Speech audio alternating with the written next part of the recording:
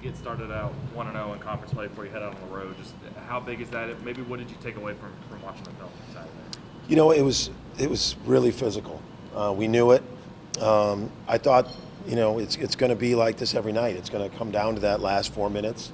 I thought we showed some resolve in the last 4 minutes. I think being down one going into that last 4 minutes, and getting some good offensive possessions, good defensive possessions, and every game is going to be.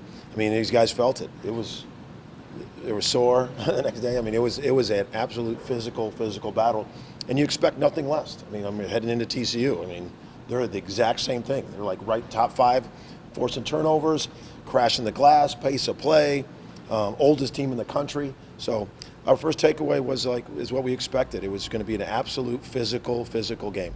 Is there confidence that can be built in those late stages and finding ways to win? Stuff that I know you guys have a completely different roster this year, but you just didn't do the last couple of years. Absolutely. I mean, you build confidence. I mean, the guys, we kept on saying even the game we were down big in North Carolina is that you only have to be up at the end when you get down. We didn't say that this last game because it was just so back and forth. But like for our guys, they got some resolve, and when you win with those kind of situations, it only does build confidence. But our guys are confident, and the thing that I liked is at the 36-minute mark into the game, they were defending really hard, and we had some guys we really executed in the last 4 minutes. Is it a little bit of a sign of maturity for Ortega to kind of battle through and still be a guy that you drew up a play for out of that 5-time out? Absolutely, and we got confidence in him to do that for Ortega. He's earned that, and he's a key guy for us. And the thing that I wanted him that he showed good maturity was he got 2 fouls. And I said to him, I said, I'm playing you. Sometimes you sit a guy the rest of the half, but it was like 10, 12 minutes up the half, and I go, I'm playing you, so you got to be smart. So I was playing him a minute here, a minute there, just to keep him in the flow. And then the second half, he did some good things. It wasn't about him, thinking just about that. He was making some team plays, got to the foul line. It's what he does. I know you probably don't want to get out of the moment, but some of these road games you guys got coming up, it's probably the last time Oklahoma will ever play at some of these places. Do you think about that at all, or I really haven't. I really haven't thought about the nostalgia of anything other than we got to go to TCU. They're really good.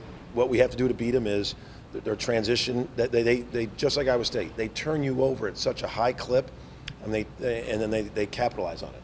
Their pace of play, how they crash the glass, older physical bodies. So that's really all of our thought process has been on that. Can you break down the matchup against them? Yeah, the matchup. I mean, obviously, Miller. I mean, they're just an old physical team. It's very similar to Iowa State's. We got to take care of the ball, and we got to win the battle of the glass, and we also got to win the battle of the foul line. They draw fouls really well. When they get to that foul line a ton, they usually are winning. Miller, obviously, Tennyson, who hit I don't know how many 6 threes or something against Kansas. He was outrageous. Really can shoot. I mean, obviously we know Avery Anderson. We've played against him. Jet quick athlete. They just you can go down the list of guys that are doing really well for them. It's just a physicality. PV and Coles are 2 veterans that know their system. Physical, older guys. So it's going to be another physical game. Oldest team in the country. But it's similar to what we have to accomplish. Take care of the ball, transition D, and win the battle of that glass. What changes when you go on the road, or what can you learn about a team that maybe you can't otherwise? I mean, guys have heard me say this a lot. Being with Rick Majerus, he didn't make a big deal about the road. He didn't. It was about us, what we do the same way. Our process, our game preparation, everything is exactly the same. Our process is we will get over there. We'll get a lot of shots. Being an 8 o'clock game, we'll get a lot of shots in their arena. But we talk about communication on the road. That's one big thing we do talk about is our communication when it's loud against us, that we got to stay poised. We will talk about that.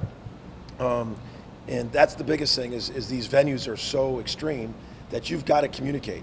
And what do you do when a run's against you and their crowd's going against you? What's a good possession? Good possession isn't trying to take an 8-point shot. There's no 8-point shots. That's what happens sometimes when you get in these situations where you get down and one guy's like, I want to win, and I try to do it all myself, and then there's no 8-point shot. You need good possessions, good leadership, and communication, that everybody's on the same page. That is the one thing we will talk about on the road, is that. You feel pretty good about how this team could Yeah. handle that, especially with the point guard that you got. Yeah, I thought, and let's all just say what it is. It wasn't a neutral game in Charlotte, so it was extremely loud in Charlotte, and that wasn't why we lost. It wasn't why anything.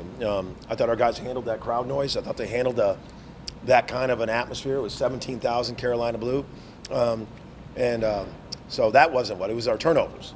It was our turnovers, and what we did learn from that is guys, you got to take care of that ball. You got to take care of the ball. We can't have 18 turnovers at TCU.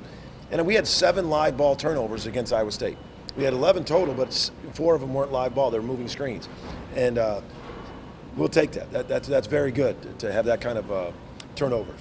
How do you keep building on that to make that kind of the consistent feature throughout the season? I think our guys are smart. They realize, we only had 7 live ball turnovers. That's going to, and we put ourselves in a position to win. They're about winning. And, hey, look what happened. We took care of the ball, and we had, our offensive efficiency, you look at point per possession. When you have more turnovers, there's less possessions. It's simple math, And for our guys, they knew they needed to take care of the ball, and they did, and we got to do it again. You had the fewest rebounds of the season against Kansas. Does that kind of underscore in these next 2 games just how relentless you're going to have to be on the bounce? They had their fewest rebounds because they were making a lot of shots. I know that. But I think their rebound percentage, the way they smash. If you watch tape, they do a great job of anticipating their teammate's shot. I think it's a real strength of theirs. So they don't rebound after the ball is released. They anticipate as that guy's shooting the ball, they're crashing. And that's just a faster checkout you have to have. But then if we can rebound, I think we can run. But they do a great job of anticipating their teammate's shot. Lowe's had a good all-around game on Saturday, on the stat sheet. Just maybe what have you seen from his development this season, the way he's progressed, and how encouraging is that for him to start Big 12 play? I've seen it in the last 3 weeks. He's just he's Lowe's now. The ball's got eyes. It's finding the right guys.